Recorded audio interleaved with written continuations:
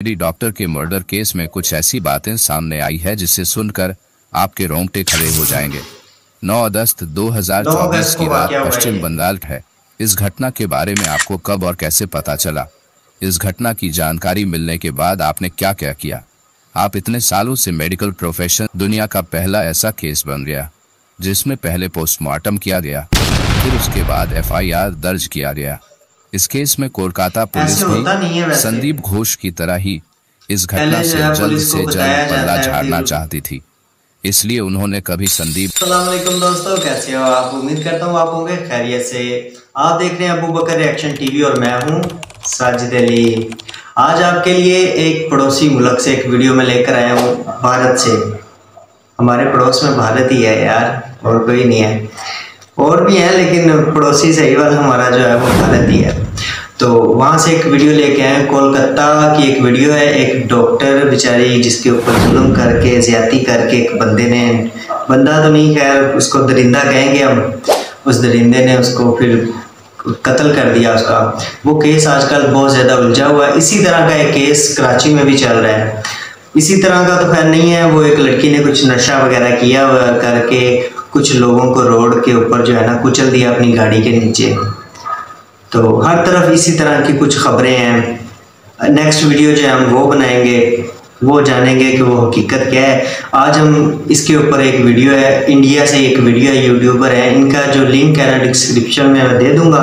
आपने इनके चैनल का विजिट करना है ज़रूर। अगर तो आप इंडिया से हैं तो फिर तो आपने सब्सक्राइब लाजमन करना है। पाकिस्तान से भी देख रहे हैं तो यार सब्सक्राइब कर लिया करें, इसमें कोई पैसे नहीं लगते। और बेल आइकन के बटन को भी आपने प्रेस कर लेना है। तो चलिए वीडियो देखते हैं। लेडी डॉक्टर के मर्डर केस में कुछ ऐसी बातें सामने आई है जिसे सुनकर आपके रोंगटे खड़े हो जाएंगे। 9 अगस्त 2024 की रात पश्चिम बंगाल के कोलकाता में आरजी मेडिकल हॉस्पिटल में जूनियर महिला डॉक्टर के साथ दुष्कर्म और हत्या की घटना से पूरे देश में आक्रोश है। इस घटना का विरोध देश भर में हो रहा है। देश भर के लोग, डॉक्टर और मेडिकल छात्र सड़कों पर उतर आए हैं। हालांकि पुलिस ने संजय रॉय नाम के एक शख्स को गिरफ्तार किया है, पर इसके पीछे और भी कई लोग हैं। अब इस मामले की जांच CBI कर रही है। CBI के आने के बाद इस केस में कई चौंकाने वाले खुलासे हुए हैं। पोस्टमार्टम रिपोर्ट के आने के बाद ये तो निश्चित हो ही गया कि इस घटना के पीछे सिर्फ एक आदमी नहीं है, बल्कि और भी कई लोग हैं।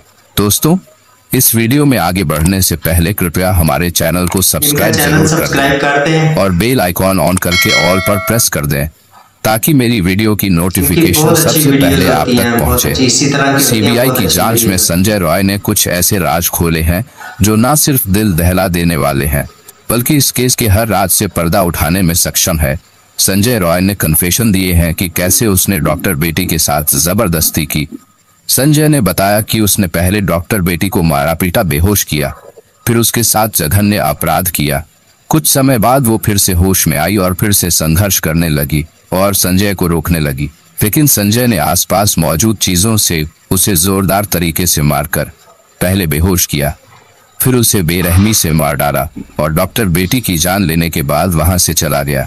निकलते वक्त उसका एक ब्लूटूथ डिवाइस नीचे गिर गया, जिसके आधार पर वह पकड़ा गया। इस केस में भले ही पुलिस ने संजय रॉय को गिरफ्तार किया है, लेकिन इस केस के केंद्र में पूर्व प्रिंसिपल संदीप घोष नजर आ रहे हैं। यह पहला मौका नहीं है जब संदीप घोष विवादों में घिरे हैं। संदीप घोष का पूरा करियर ही भ्रष्टाचार और पद के दुरुपयोग के आरोपों से घिरा हुआ है। संदीप घोष ने घटना के 3 दिन बाद अपने पद से इस्तीफा दे दिया था, लेकिन आरोप है कि उन्होंने इस पूरे मामले में लिपापोती की और हत्या के मामले को आत्महत्या का रूप देने की कोशिश की। अब CBI लगातार उनसे पूछताछ कर रही है। CBI ने संदीप घोष से कुछ महत्वपूर्ण प्रश्न किए, जो कि इस प्रकार है। इस घटना के बारे में आपको कब और कैसे पता चला? इस घटना की जानकारी मिलने के बाद आपने क्या क्या किया? आप इतने सालों से मेडिकल प्रोफेशन में हैं, जब आपने लेडी डॉक्टर की बॉडी देखी और देखने के बाद आपको क्या लगा? जरा यह भी बताइए कि पुलिस को किसने और कब कॉल की थी और पुलिस को क्या बताया गया था? मृतक डॉक्टर के परिवार वालों को जानकारी दी गई और किसने जानकारी दी? मृतक डॉक्टर के परिवार को क्या बताया गया था? आपको किसने बताया था कि यह सुसाइड का केस है? मृतक डॉक्टर के परिवार को गलत जानकारियां किसके कहने पर दी गई? किसके कहने पर परिवार से कहा गया कि आपकी बच्ची ने सुसाइड कर लिया है। इसके अलावा भी सीबीआई ने पूर्व प्रिंसिपल संदीप घोष से कई सवाल पूछे, जिनके संदीप घोष ने संतोषजनक उत्तर नहीं दिए, और यही बात पूर्व प्रिंसिपल संदीप घोष के खिलाफ जाती है। सीबीआई की जांच में और भी कई खुलासे हुए हैं, जिससे संदीप के काले कारनामों का पता चलता है। इसके साथ ही अस्पताल कैंपस में ड्रग रैकेट एक्टिव होने की भी बात पता चली है। आपको यह जानकर हैरानी होगी कि खुद ही नैतिकता के आधार पर इस्तीफा देने वाले संदीप घोष के कनेक्शन इतने पावरफुल हैं कि उनके ऊपर भ्रष्टाचार से लेकर कदाचार तक के तमाम आरोप लगते रहे हैं, लेकिन ना तो कोई उनका इस्तीफा ले पाया और ना ही उनका ट्रांसफर कर पाया। आरजीकर मेडिकल कॉलेज के पूर्व डिप्टी सुपरिटेंडेंट अख्तर अली ने डॉक्टर संदीप घोष की पूरी कुंडली खोली है और संदीप घोष के चाल चरित्र पर कई बड़े खुलासे भी किए हैं। अख्तर अली ने कहा है कि संदीप घोष एक माफिया की तरह है।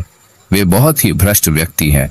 वह छात्रों को फेल कर देते थे और पैसे लेकर उनको पास करवाते थे। वह हर काम में पैसा वसूलते थे और छात्रावास में छात्रों को शराब की सप्लाई करवाते थे। वे मानव अंगों का तस्करी भी किया करते थे, बांग्लादेश के साथ अवैध व्यापार भी करते थे और प्राइवेट अस्पतालों को अज्ञात शव बेचा करते थे और उनसे पैसे वसूलते थे। उन्होंने अपने पद का दुरुपयोग किया और उनके खिलाफ कोई ठोस कार्रवाई नहीं की गई। आरजीकर मेडिकल कॉलेज में जो भी काम होता था, सब जगह वो पैसा खाते थे। यही नहीं, अगर उन पर कार्रवाई किया जाता था तो वो स्टूडेंट से आंदोलन भी करवाते थे और अपने ऊपर हो रही कार्रवाई को रुकवा देते थे। डॉक्टर बेटी का ये केस भी संदीप घोष की वजह से दुनिया का पहला ऐसा केस बन गया जिसमें पहले पोस्टमार्टम किया गया, फिर उसके बाद एफआईआर दर्ज किया गया। इस केस में कोलकाता पुलिस भी संदीप घोष की तरह ही इस घटना से जल्द बदला झाड़ना चाहती थी, इसलिए उन्होंने कभी संदीप घोष का बयान ही नहीं लिया और न क्राइम स्पॉट को सुरक्षित रखा। उन्हें डॉक्टर बेटी की शव जलाने की इतनी जल्दी थी कि शमशान में पहले से लाइन में 2 शव के होते हुए भी डॉक्टर बेटी की शव को पहले जला दिया गया। इस केस में आरजीकर मेडिकल हॉस्पिटल से जुड़ी कुछ चौंकाने वाली जानकारियां सामने आई है। कुछ ऐसे आंकड़े सामने आए हैं जो कई तरह के सवाल खड़े करते हैं। आरजीकर हॉस्पिटल में मारी जाने वाली जूनियर लेडी डॉक्टर अकेली इंसान नहीं थी। इससे पहले भी कई लोग मारे जा चुके हैं जिनका केस आज तक सॉल्व नहीं हो पाया है। इसलिए ऐसा भी कहा जा रहा है कि आरजीकर अस्पताल मर्डर मिस्ट्री का घर है। यह बात इसलिए भी कहा जा रहा है क्योंकि पिछले 23 सालों में 2001 से लेकर 2024 तक आरजीकर डॉक्टर्स की रहस्यमय तरीके से मौत हो चुकी है। आइए अब आपको सिलसिलेवार ढंग से बताते हैं कि 23 सालों में कई डॉक्टर्स की मौत पर आरजीकर अस्पताल की मिस्ट्री आखिर है क्या।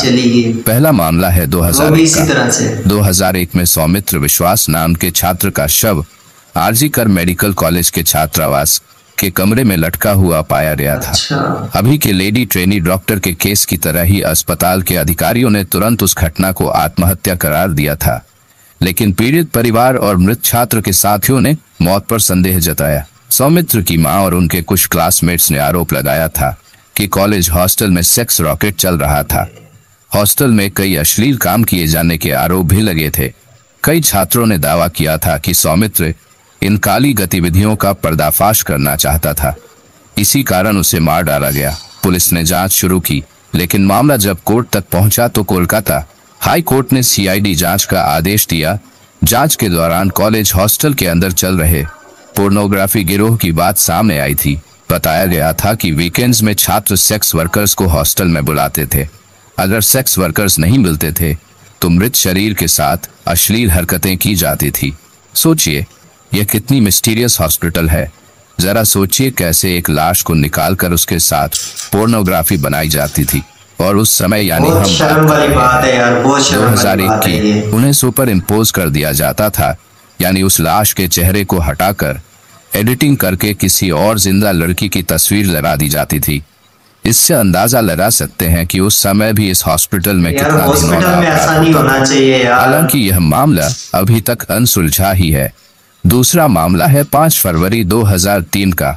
इस दिन RG Kar medical college and hospital के हाउस स्टाफ अरिजीत दत्ता ने आत्महत्या कर ली थी।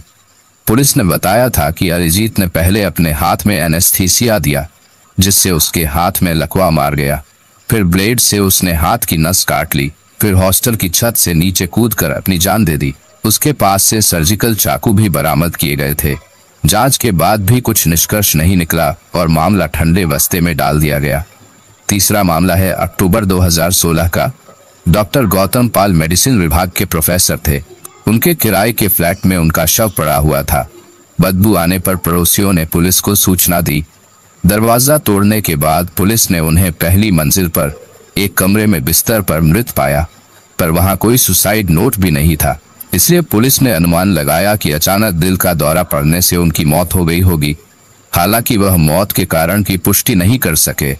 आपको बता दें कि जांचकर्ताओं को उसके कमरे के फर्श पर खून के धब्बे और चेहरे पर कुछ चोट के निशान भी मिले थे, लेकिन उनकी मौत को लेकर अब भी रहस्य बरकरार है। चौथा केस है 2020 का, जब सेकंड ईयर की 25 वर्षीय जूनियर महिला डॉक्टर पल्लवी साहा की दुखद मृत्यु हो गई। डॉक्टर ने आरजी कर अस्पताल की 6ठी मंजिल से कूदकर आत्महत्या कर ली थी। दोस्तों और सहकर्मियों ने कहा कि शायद वह डिप्रेशन की शिकार थी। हालांकि इस मामले में कोई सुसाइड नोट नहीं मिला और डॉक्टर की मौत को लेकर कई सवाल भी उठे, जिनका जवाब आज तक नहीं मिल पाया है। खैर, अब हम आते हैं डॉक्टर बेटी की केस की तरफ। जैसे उस समय की सारी मौतों को पुलिस ने सामान्य मौत घोषित कर दिया था, ठीक वैसे ही इस केस में भी पहले यही साबित करने की कोशिश की गई कि ट्रेनी डॉक्टर ने भी खुदकुशी की है। हालांकि मौका ए वारदात को देखकर पहली ही नजर में कोई भी इसे कत्ल का मामला समझ सकता था, लेकिन इसके बावजूद पुलिस ने पहले इस सिलसिले में सामान्य मौत का केस दर्ज किया, जबकि वारदात का शिकार हुई डॉक्टर न सिर्फ उसी हॉस्पिटल में काम करती थी, बल्कि उसकी बुरी तरह से जख्मी लाश हॉस्पिटल के अंदर ही सेमिनार हॉल में पड़ी थी। ऐसे में कत्ल के बजाय खुदकुशी का केस दर्ज करने के पीछे आखिर क्या वजह है, और तो और कोलकाता हाई कोर्ट ने भी इस पर सवाल खड़े किए हैं। मामले की जांच कर रही सीबीआई को अब इसके पीछे की वजह भी जाननी होगी। और एक सवाल यह भी है कि इस पूरे मामले में डॉक्टर बेटी के उन चारों डॉक्टर सहकर्मियों की क्या भूमिका है, क्योंकि वारदात से पहले रात को पीड़ित डॉक्टर ने अपने 4 कलीग्स के साथ ही डिनर किया था। इसके बाद उसके बाकी कलीग्स तो वहां से चले गए, लेकिन डॉक्टर बेटी ने अकेले ही उस सेमिनार रूम में सोने का फैसला किया, और जिसके बाद यह वारदात हुई। लेकिन ऐसे में फिलहाल सीबीआई भी यह जानना चाहती है कि उस डॉक्टर बेटी को आखिरी बार जिंदा देखने वाले उसके दोस्तों से उसकी क्या बात हुई थी और कैसी बातें हुई थी। क्या कत्ल से पहले या फिर कभी भी उसने अपनी सुरक्षा को लेकर कोई चिंता जाहिर की थी। इसलिए सीबीआई उसके दोस्तों से भी पूछताछ कर रही है। संदीप घोष के पीछे कुछ पावरफुल लोग हैं। ये इस बात से अंदाजा लगाया जा सकता है कि पहली बार इस पूरे मामले में सीबीआई द्वारा या फिर किसी भी इन्वेस्टिगेटिंग एजेंसी द्वारा प्रिंसिपल संदीप घोष से पूछताछ की गई है। यानी संदीप इतना पावरफुल आदमी है कि आज तक उससे किसी भी मामले में कोई भी पूछताछ नहीं की गई थी। लेकिन अब देखना यह है कि सीबीआई इस केस को सॉल्व कर पाती है या नहीं। क्या सीबीआई उस मासूम डॉक्टर बेटी को इंसाफ दिला पाएगी, या फिर ये केस भी अन्य केस की तरह ही फाइलों के नीचे दबकर रह जाएगा और उस बच्ची के गुनाहगार यूं ही आज़ाद घूमते रहेंगे। खैर दोस्तों, हमारा और आपका काम है आवाज़ उठाना। हालांकि देश भर में जगह जगह डॉक्टर भी प्रोटेस्ट कर रहे हैं ताकि उस डॉक्टर बेटी को इंसाफ मिल सके। दोस्तों, इस घटना को सुनाने का उद्देश्य किसी का दिल दुखाना नहीं है, किसी को परेशान करना नहीं, बल्कि आपको जागरूक करना है, आपको सचेत करना है। दोस्तों, इस पूरी घटना के बारे में आपकी क्या राय है, कमेंट बॉक्स में ज़रूर बताएं। और अगर हमारी मेहनत पसंद आई हो तो इस वीडियो को लाइक करते हुए शेयर भी करें। अगर आपने अब तक चैनल को सब्सक्राइब नहीं किया है तो हमारे चैनल को सब्सक्राइब कर लीजिए। ओहो, ये वीडियो है जी। मैं समझ रहा था कि शायद ये एक ही वाकया हुआ है ना इस तरह का, लेकिन ये पूरी मुकम्मल वीडियो जब मैंने देखी है तो मुझे अंदाज़ा हुआ है कि यार कितने डॉक्टर हैं इंडिया में जो जिनकी इस तरह से मौत हो गई। नहीं होना चाहिए, ऐसे बिल्कुल भी नहीं होना चाहिए। एक डॉक्टर जो है ना वो बेचारा, क्योंकि मैं बात इसलिए ज़्यादा कर रहा हूँ क्योंकि आजकल मेरे वाले साहब जो हैं वो बीमार हैं, तो मैं हॉस्पिटल में 2-3 रातें रह कर आया हूँ। मुझे पता है कि लेडीज़ जो होती हैं वो भी बेचारी रात को वहाँ पे काम कर रही होती है, मरीज़ों को देख रही होती हैं। तो ये बहुत बड़ा जुल्म हुआ है, बहुत बड़ा जुल्म हुआ है। हम तो बस यही कहेंगे इसको। और आपने बताना है आपको ये वीडियो कैसी लगी। अगर ये वीडियो अच्छी लगी है तो प्लीज़ चैनल को सब्सक्राइब करें, लाइक करें, शेयर करें। इंशाल्लाह मिलते हैं नई वीडियो में, तब के लिए अल्लाह हाफिज़।